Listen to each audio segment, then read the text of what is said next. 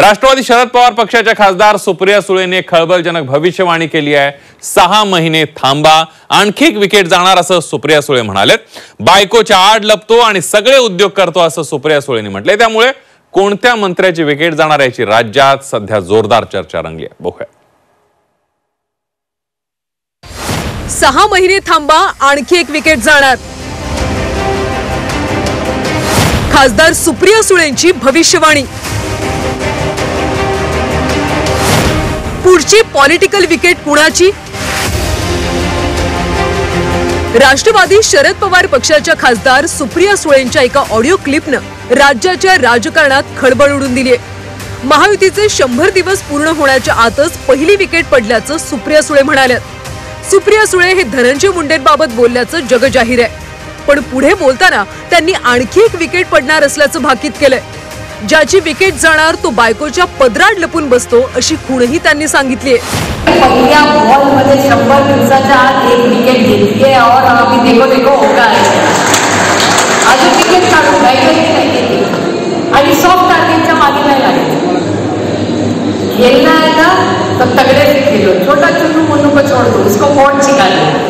उगा सगळ्यांना आपण माहिती काही गोष्टी कोर्टात गोष्टीच्या होती। तर कृष्ण आली आपले काका चव्हाण आहेत बघा आम्हाला पांडुरंग टीमच्या त्याची विकेट कोर्ट गेली, पण जे डबल डेंजर आले ना त्यांच्यात विकेट आपण त्याच्यात गरीब कष्ट करणाऱ्या शेतकऱ्यांना महिलांना त्रास दिला ना तर राष्ट्रवादी काँग्रेसने विकेट काढणार म्हणजे काढणार।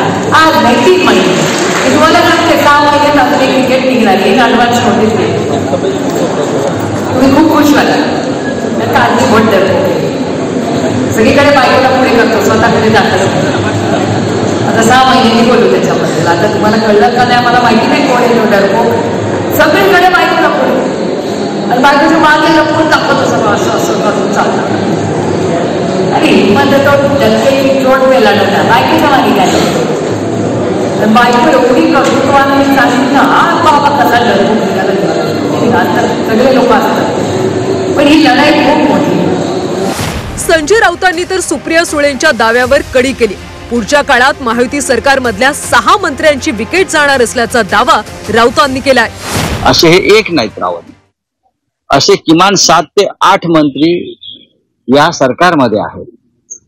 त्यांनी या महाराष्ट्राचं वातावरण खराब केलं, बिघडवलेलं।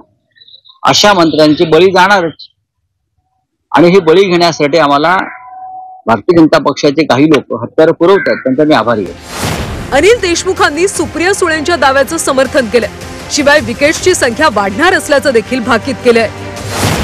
सुप्रिया ताई म्हणतात 1 मंत्र्याची, संजय राऊतांकडे तर कागदपत्र आहे ते म्हणतात 6 मंत्र्याची विकेट जाणार। आता एकाची जाणार की 6 जाणार त्यात लवकरात लवकर कळेल। सुप्रिया सुळेंना जर कोणत्या गुन्ह्याची माहिती असेल तर त्यांनी गृह विभागाला द्यावी।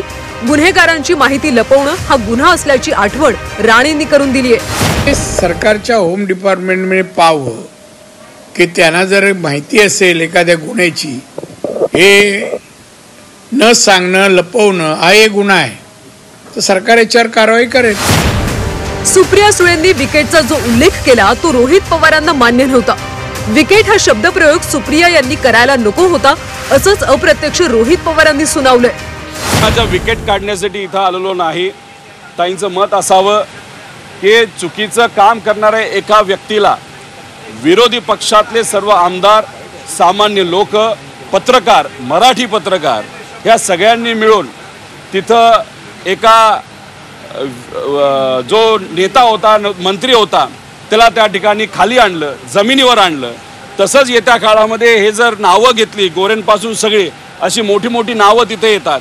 आता कोण पत्नी वगैरे हे मला त्या ठिकाणी सांगता येणार नाही। सुप्रिया सुळे ज्या विकेटचा उल्लेख करतायत ती विकेट नक्की कुणाची आहे याची चर्चा महाराष्ट्रात सुरू झाली आहे। पुढच्या काळात ते नेत्याचं कोणतं प्रकरण बाहेर येणार याची उत्सुकता आता महाराष्ट्राला लागली आहे। ब्युरो रिपोर्ट, झी 24 तास, मुंबई।